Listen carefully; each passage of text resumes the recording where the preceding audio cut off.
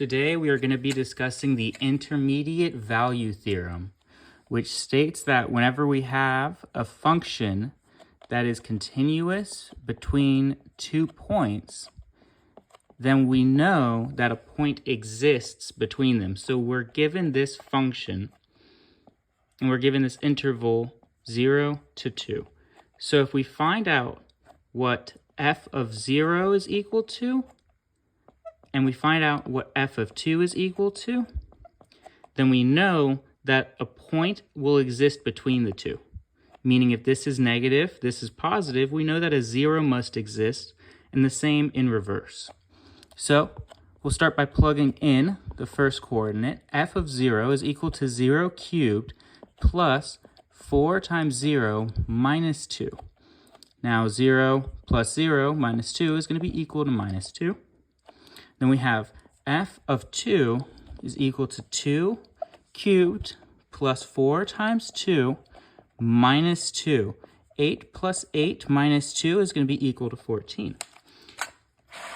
So taking that same theorem, we know that f of 0, and then we have a value, and then we have f of 0. So we know that there's going to be a value that equals f of 2.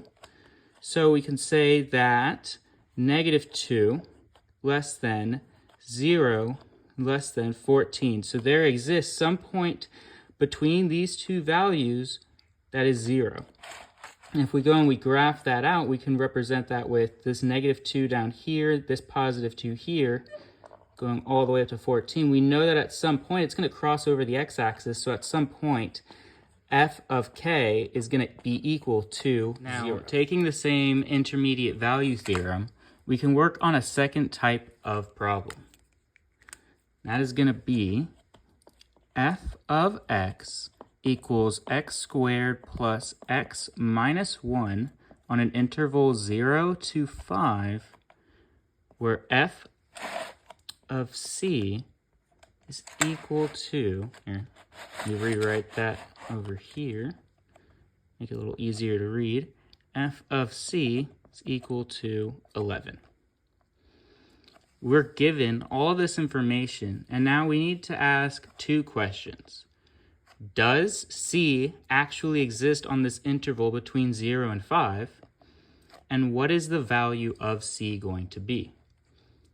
So to answer the first question, we can go and we can take both of these two values and actually plug them into this equation and see what f of 0 and f of 5 equal in regards to y.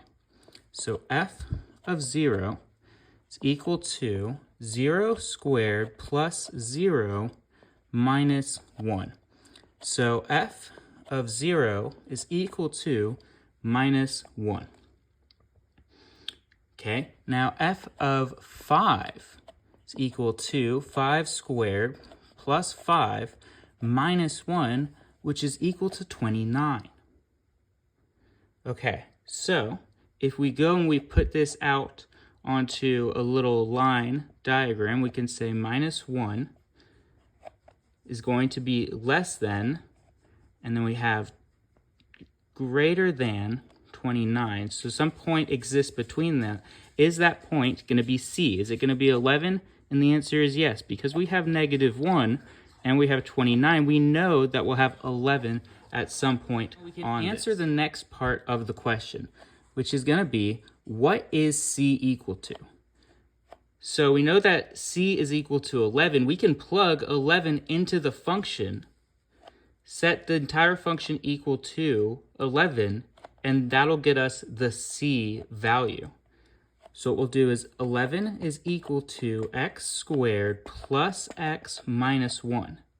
So we'll start by subtracting 11 from both sides, which will get us x squared plus x minus 12.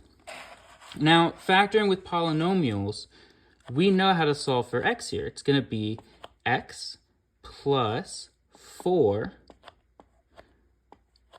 times x minus 3. And the reason why is minus 3 times positive 4 is going to be equal to negative 12, but whenever you add them together, you're going to have a positive 1, that positive 1x right there. So to get 0, it would be x is equal to negative 4 and x is equal to 3. Now, the interval that we had earlier, the one that's in question, is 0 to 5.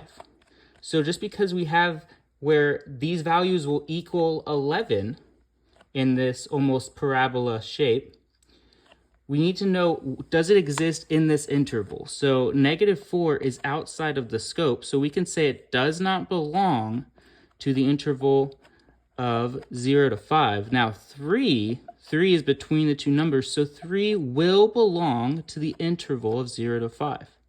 So in this equation, our c value is going to be equal to 3, and f of 3 is equal to 11.